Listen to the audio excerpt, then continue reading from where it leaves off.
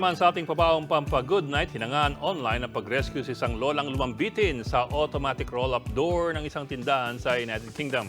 Pero mas hinangaan ang pagtatrabaho ni Lola kahit may edad na. Naghihintay ng pagbubukas ng pinagtatrabuhang shop ang 72-year-old na lola, pero biglang sumabit sa roll-up door ang kanyang coat. Ayan, nahila tuloy siya pataas. Ilang segundo siyang nakabitin o nakalambitin bago masagip ng isang lalaki.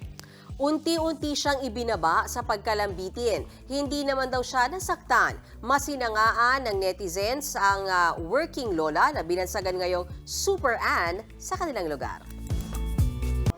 Mga kapatid, Ed Lingaw po, maging maalam at may pakialam sa mga napapanahong balita sa ating bansa. Para sa mas malalimang pagtalakay at paghimay sa mga issue at headlines, tumutok lamang at pag-subscribe sa social media pages ng News 5.